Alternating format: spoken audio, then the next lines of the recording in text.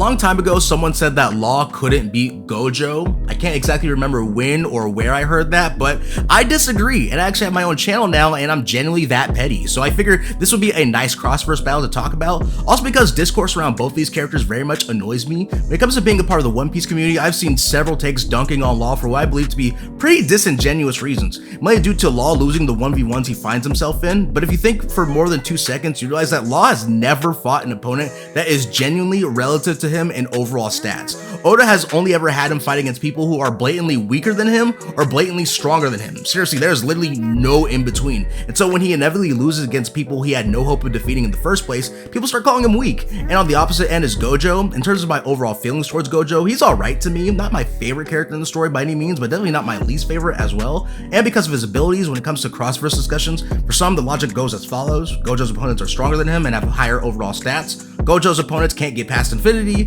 Gojo opens his domain and it's GG's. And on a basic level, I understand and somewhat agree with that logic, but at the end of the day, several characters in fiction have ways of taking out Gojo that have nothing to do with interacting with infinity. Just because 99% of the JJK verse gets bodied by Gojo doesn't translate to every battle he's in.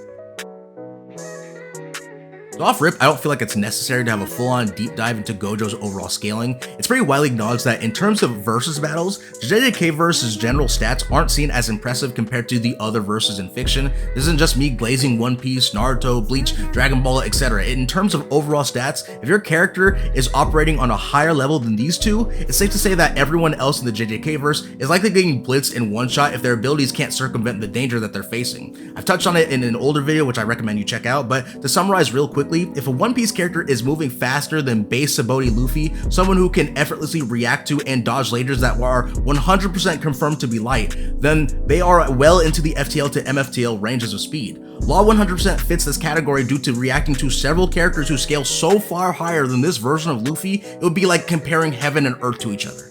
I also don't feel like it's necessary to talk about AP just due to the nature of both of their powers. Just like talking about speed, the One Piece verse as well as other verses scale above JJK pretty blatantly. There are highballed feats for JJK which makes them more impressive if you choose to interpret things in a certain way, but every verse has highballed feats and I can easily just talk about One Piece's. In terms of Law's physical attacks, it doesn't matter what he throws at Gojo, he can't penetrate infinity. Shouldn't be controversial, that's just how it is. The main talking points for this discussion is the power Gojo has granted to him by the Six Eyes versus the ability Law has wielding the Opi Opi no Mi or the Op fruit.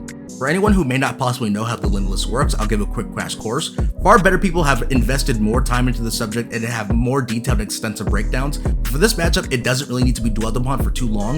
As explained by Gege himself, the ability replicates the concept of Achilles and the tortoise, where there can be technically an infinite amount of space between 0 and 1.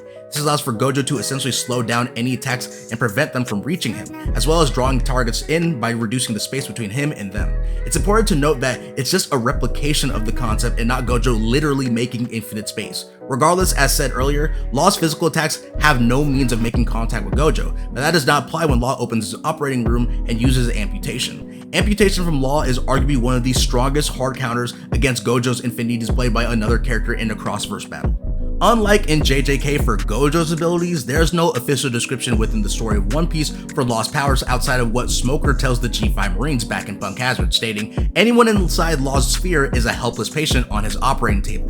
This is his operating room. Inside this space, he reigns supreme and operates at will. Now obviously Law reigning supreme inside his room is a hyperbolic statement, but it is described as Law creating his own space. This is key due to Gojo having a glaring weakness against other characters who can manipulate space in some form or fashion. In SPS 106, Oda himself gives a quick explanation on Law's base powers in order to better understand how his awakening works, stating Law's battle techniques involve creating a room, which is his own surgical room where he can do anything he wants. This is more so reinforces that Law is using spatial manipulation when he fights. So then how exactly does amputation from Law beat Gojo? The reason why is because it ironically functions the exact same way as Sukuna's World Cutting Slash. When Law launches amputation inside his room, it cuts through anything in the direction the attack was launched at. It's very easy to say that Law is targeting his opponents and determining where the slash lands, but going back to the Smoker fight, this isn't true. When Law slashes at Smoker, the slash doesn't land and it ends up hitting the G5 Marines instead. This same phenomenon happens again when Law does the exact same thing later in the fight and ends up cutting the battlefield. What Law is doing is quite literally the description of the world cutting slash, cutting not his targets, but the space within his room. So Gojo literally gets diced up by Law's attacks point blank period. This is honestly why I didn't feel the need to dive into a deeper breakdown of his powers, but here's where we enter uncharted territory, because unlike Sukuna's world cutting slash, Gojo won't die from being hit by amputation, because amputation is non-lethal. So Gojo gets hacked into several pieces by Law. Now what? Well, first thing we have to address is that reverse curse technique plays no part in this discussion. Law slashes with amputation are again spatial manipulation.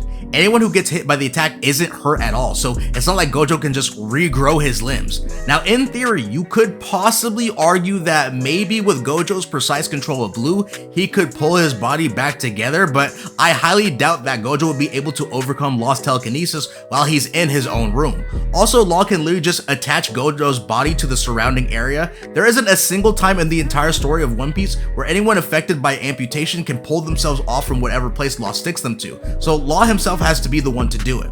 So Gojo is left with essentially one option at his disposal: Unlimited Void. Now, if the domain lands on Law, then yes, Law is cooked. Unlimited Void is a powerful hacks ability that Law likely wouldn't be able to shrug off. However, that's generally only if it lands. Law's combat style allows him to fight at any distance in his room, but overall, he usually keeps his distance, only getting up close for hit and run attacks like Counter Shock or Injection Shot. Also, Law at several points in the story has manipulated objects and his targets within his room from a distance, and because Law has observation hockey, he literally doesn't need to be close to Gojo to sense where he is.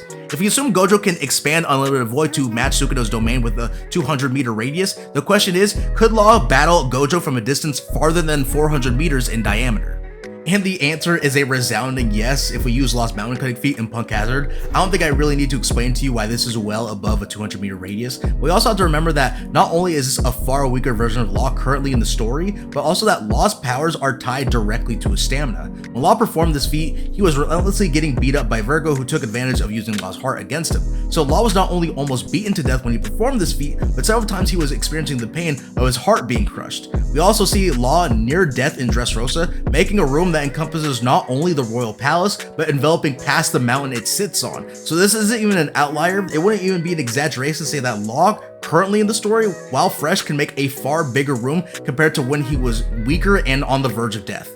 I'm sure there's at least one of you watching who might be thinking, well, why doesn't Gojo just use Unlimited Void at the very beginning? To that I say first, again, you're assuming Gojo is at a distance where he can use Unlimited Void in the first place. The distance in this fight can change on a dime due to both these two being teleporters, but within Law's space, he still has the advantage due to being able to manipulate Gojo as well. Plus, Gojo doesn't frequently span teleportations mid-battle in the JJK manga, but Law canonically has. And two, if we're talking about Gojo in character, there isn't a single time in the entire story where he opened any of his fights with his domain. He didn't do that at the very beginning of the story against One Finger Sukuna, didn't do it against Jogo, didn't do it against Hanami, not even when he was getting jumped by the disaster curses, and obviously not against Sukuna in Shinjuku. Meanwhile, if Law has the option to do so against his opponent, he will literally start the battle with amputation. It was the first thing he did when Oda debuted his powers in chapter 504, first attack he used in his battle against Smoker, and when he got his heart back and proceeded to one-shot Virgo. Even his most up-to-date fight against Blackbeard and his crew, that's exactly what he did. So in character, it's more likely for Law to use amputation at the very beginning than it is for Gojo to open his domain right away. Hell, it's more likely for Gojo to be a special grade yapper and tell Law exactly how his powers work, seeing that he did so multiple times in JJK. So in my opinion, Law wins this fight 9 times out of 10 outside of the possibility of him being hit by Unlimited Void. So now that the main battle is over, I want to talk about some hypothetical methods I believe Law could use against Gojo.